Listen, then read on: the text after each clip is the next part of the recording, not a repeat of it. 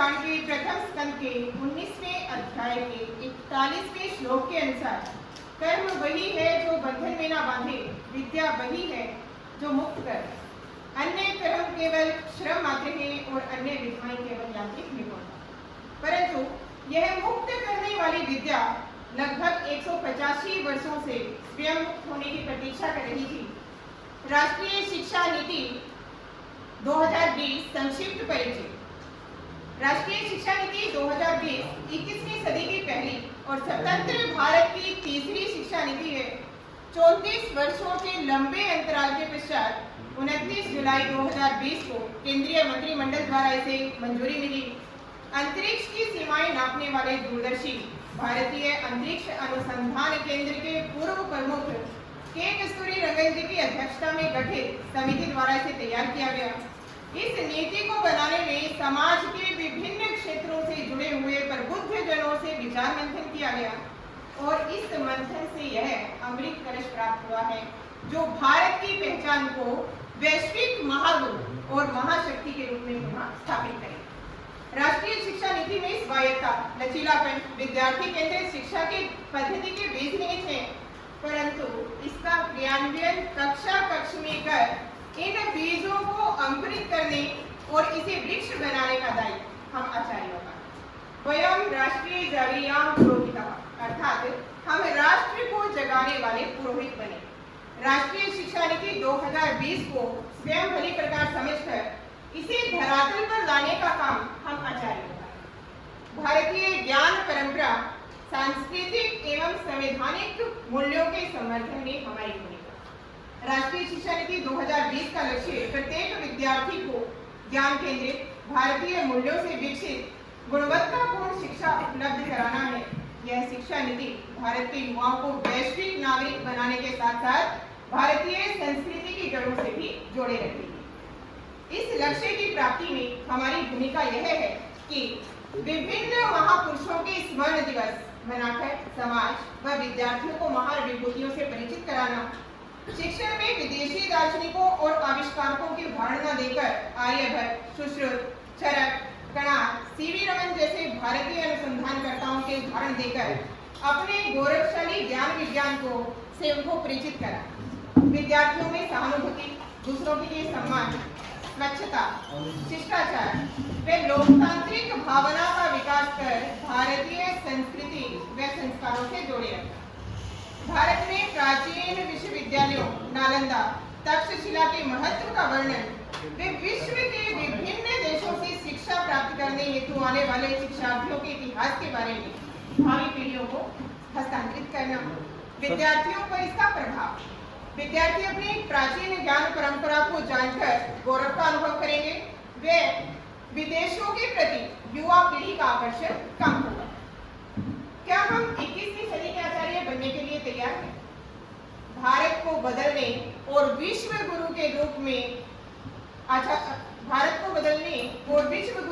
में पुनः स्थापित करने के लिए हम आचार्यों को वैचारिक, व्यवहारिक, व्यक्तिगत और सामाजिक कौशल के संयोजन की आवश्यकता होगी, क्योंकि 21वीं सदी में निरक्षर वे नहीं होंगे जो पढ़ना या लिखना नहीं जानते, बल्कि वे होंगे जो सीखना, भूलना और पुनः सीखना नहीं जानते। 21वीं सदी के कौशल, अधिगम कौशल, साक्षरता कौशल और जीवन कौशल के विकास में हमारी भूमिका। 21वीं सदी के कौशलों को स्वयं अपनाकर अपने विद्यार्थियों में इन कौशलों का विकास कर हम शिक्षा नीति के अनुरूप नागरिकों का व्यक्तित्व निखार सकते हैं। अधिगम कौशल, आलोचनात्मक चिंतन, यानी विद्यार्थियों को स्वतंत्र विचार शक्ति से संपन्न बनाना और उनमें विश्लेषण क्षमता का विकास कर ताकि वे सत्य असत्य में भेद कर सकें और स्वतंत्र रूप से प्रश्न पूछ सकें। सृजनात्मकता, मौलिक चिंतन और कुछ नया करने के लिए बालकों को प्रेरित करना। सहयोग, बालकों को दूसरों के साथ रहकर प्रभावी ढंग से कार्य करने की कुशलता निर्मित करना। संप्रेषण, बालकों को दूसरों के समक्ष स्वयं की इच्छाएं, आकांक्षाएं, योग्यताएं अभिव्यक्त करने के योग्य बनाना। साक्षरता कौशल, बालकों में तथ्यात्मक जानकारी, विश्वसनीय स्रोतों के निर्धारण की समझ पैदा करें ताकि उन्हें गलत सूचना से अलग किया जा सके जिसकी इंटरनेट पर बाढ़ आई हुई है। साक्षरता कौशल है सूचना, संचार, प्रौद्योगिकी, शिक्षा। तथ्यों को समझकर कल्पना से अलग करने की समझ पैदा करना, जीवन में जानकारी के भरोसेमंद स्रोत खोजने के लिए तैयार करना, बदलते दौर में प्रौद्योगिकी के प्रति भय की भावना को दूर करना, कृत्रिम बुद्धिमत्ता के महत्व से उनको अवगत कराना। गीता निकेतन आवासीय विद्यालय के भैया स्वास्तिक ने अभी गड्ढे का पता लगाकर उन्हें भरने वाले रोबोट का निर्माण किया है और ये प्रौद्योगिकी शिक्षा में एक अहम कदम है। इस प्रकार के कार्य हम आचार्यों को बालकों को करने के लिए प्रेरित करें। जीवन कौशल, लचीलापन, बालकों को अपनी गलती स्वीकारने और सहर्ष सुधारने योग्य बनाना, नेतृत्व के गुण का विकास करना, कक्ष में अनेक उत्तरदायित्व प्रदान कर हम टीम प्रबंधन का गुण विकसित कर सकते हैं। बालकों में स्वतंत्र रूप से स्वयं कार्य आरंभ करने की क्षमता का विकास करना, उत्पादकता, बालकों में कार्यकुशलता व दक्षता के गुणों को विकसित करना ताकि वे अपने कार्य के प्रति उत्तरदायी बने। सामाजिक कौशल का निर्माण करना, समाज के विभिन्न लोगों से मिलने जुलने और संवाद के लिए बालकों को प्रेरित करना। व्यावसायिक कौशल के विकास में हमारी भूमिका, बालकों की रुचि के अनुसार कक्षा 6ठी से ही किसी एक हस्त कौशल का प्रशिक्षण प्रदान करने के अवसर प्रदान करना, क्योंकि 21वीं सदी में डिग्री की अपेक्षा कौशल का महत्व है। बिजली, सिलाई, बागवानी, मिट्टी के बर्तन, काष्ठकला में दक्ष कारीगरों को प्रशिक्षण के लिए बुलाकर विद्यार्थियों को सीखने के अवसर प्रदान करना ताकि उन्हें व्यवहारिक जीवन जीने योग्य बनाया जा सके।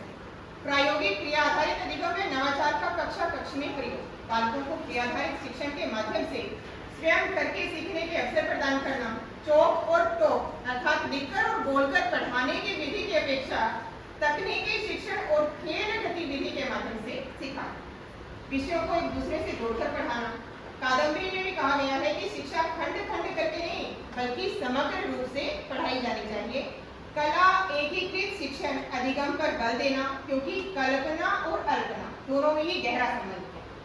सतत मूल्यांकन तथा सीखने के प्रतिफल में हमारी भूमिका, आंकलन केवल स्मरण शक्ति के आधार पर या परीक्षा के आधार पर नहीं किया जाना चाहिए, बल्कि सहपाठ्येतर गतिविधियों में भागीदारी व्यवहार पक्ष को देखकर निरंतर होगा, जिसमें बालक, सहपाठी और आचार्य तीनों मिलकर 360 डिग्री रिपोर्ट कार्ड तैयार करेंगे। सीखने के प्रतिफल में हमारी भूमिका, हमारा दायित्व केवल विद्यालय जाकर पाठ्यक्रम खत्म करना नहीं, कक्षा में उपस्थित सभी बच्चों का सीखना सुनिश्चित करना, अर्थात बालक केंद्रित शिक्षा प्रदान करना ही हमारा दायित्व है। स्वामी विवेकानंद जी के अनुसार मनुष्य में अंतर्निहित पूर्णता को अभिव्यक्त करना ही शिक्षा है। हम आचार्यों को बालक में पहले से विद्यमान प्रतिभा को बाहर निकालना और उन्हें सुविधा प्रदाता, मार्गदर्शक और सुगमकर्ता की भूमिका निभाना। जिस प्रकार आचार्य चाणक्य ने गांव के एक साधारण से बालक को एक चंद्रगुप्त राजा बना दिया, उसी प्रकार से हमें भी अपने बालकों के बारे में जानकर वो एक अद्यतन कर, अपने ज्ञान को अद्यतन कर 50 घंटे का CPD कार्यक्रम अर्थात सकल प्रोफेशनल डेवलपमेंट कार्यक्रम से स्वेच्छा से इसमें हिस्सा लेना चाहिए और 21वीं सदी के बालकों को भविष्य की चुनौती के लिए हमें तैयार करना है। जय हिंद, जय भारत।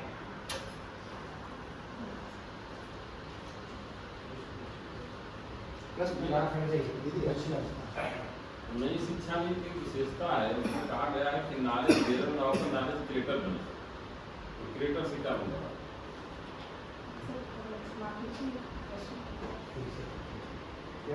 नई शिक्षा नीति की एक अवधारणा है कि हम ज्ञान के संवाहक ना हो गए, नए ज्ञान के अन्वेषक बने। कोई अन्वेषण से क्या मतलब? ज्ञान के संवाहक से भी प्राइमरी पीछे जो खोज हो चुकी है, केवल उन्हीं के आधार पर हमें केवल बालकों को ऐसा नहीं है कि हम पढ़ाए जा रहे हैं, चित्र दिखाया जाता है कि जिसमें आचार्य जी बोर्ड पर लिख रहे हैं और वो शब्द बीच में गड्ढे में गिर रहे हैं, बालकों तक नहीं पहुंच पा रहे हैं।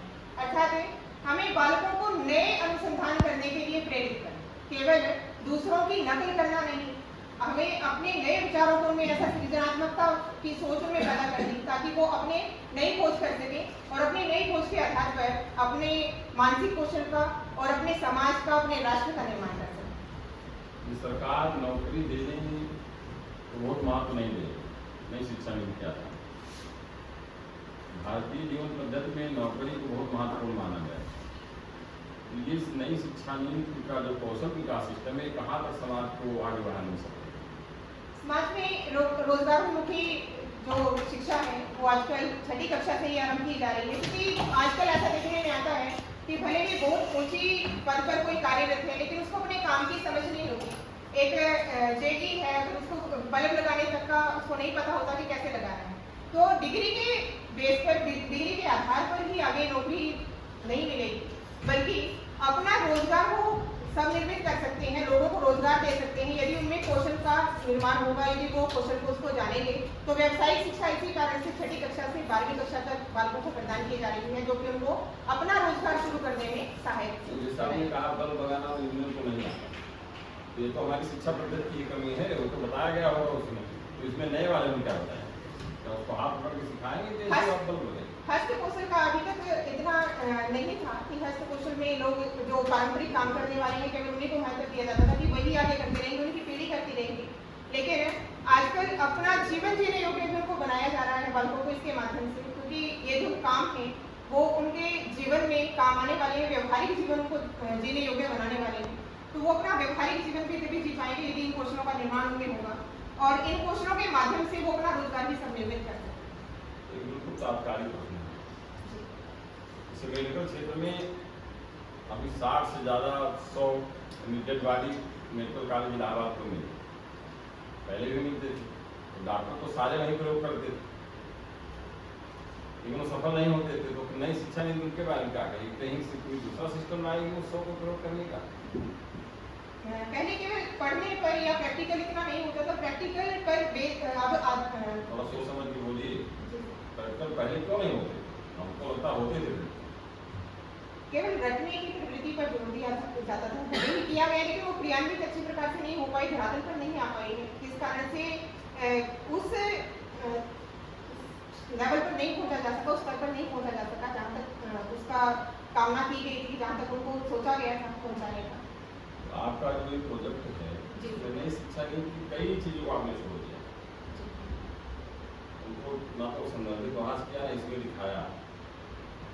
तो केवल हमारी भूमिका की बात नहीं, भाषण तो ऐसा तो नहीं है कि वो उस टाइप का हो गया, रचनात्मक चीजों का बड़ा अभाव आप एक बार अपने आप देखिए। सर ऐसा है कि केवल हमारी भूमिका की बात की गई थी, तो इस कारण से उसी आधार पर बनाया है।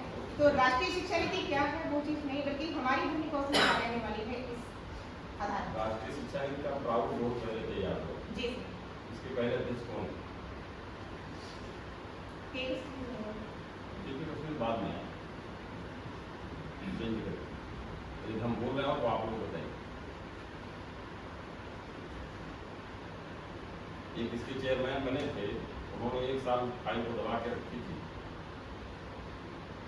कोई काम नहीं किया, तो उन्होंने शिक्षा नीति को खारिज कर दिया, चेंज करके मोदी सरकार ने की हॉस्पिटल को स्थान पर रखा, नाम को पता लगाइए।